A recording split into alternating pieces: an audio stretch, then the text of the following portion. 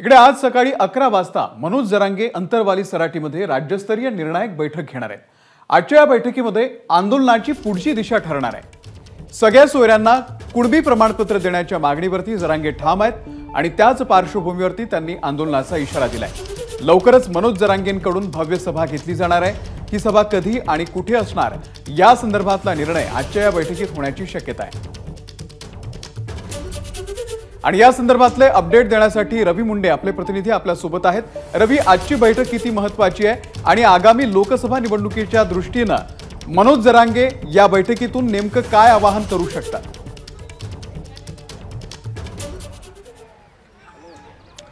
अमोल, खरं तर यापूर्वी मनोज जरांगे यांनी सांगितल्यामुळे आजची निर्णायक बैठक असणार आहे आणि अर्थात सर्वात मोठं आव्हान हेच असणार आहे की आता आचारसंहिता आहे, या मधल्या काळामध्ये साधारण 3 महिन्याचा काळ जाणार आहे आणि या काळामध्ये आंदोलनामध्ये सातत्य ठेवण्याचं मोठं आव्हान मनोज जरांगे समोर असणार आहे।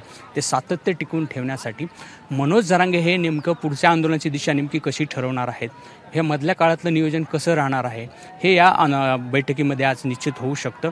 याशिवाय मनोज जरांगे यांनी यापूर्वी आवाहन केल्याप्रमाणे जवळपास आम्ही 900 एकरवरती सभा घेणार आहोत असं देखील त्यांनी म्हटलेलं आहे।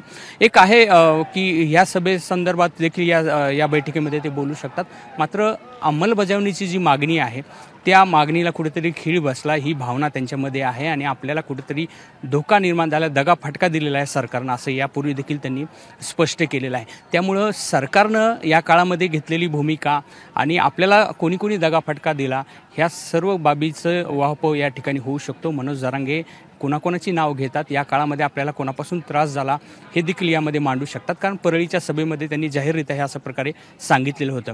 आता अंमलबजावणीचा काळ पुढे ढकलला गेलेला आहे, आचारसंहिता आहे आणि या काळामधले आंदोलकांना एक दिशा देणं खूप गरजेचं आहे।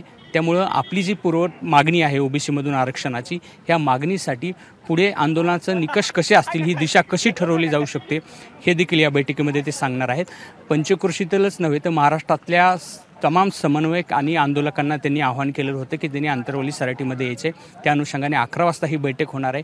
11 ते साधारण 12:30पर्यंत ही बैठक चालू शकते आणि त्यानंतर जवळपास 1 वाजता ते माध्यमांशी बोलतील।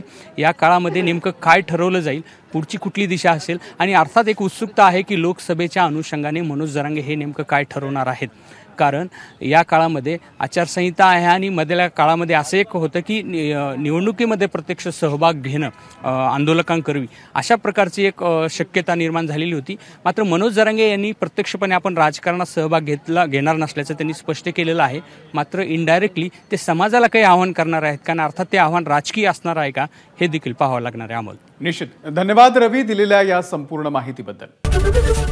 एबीपी माझा, उघडा डोळे बघा नीट।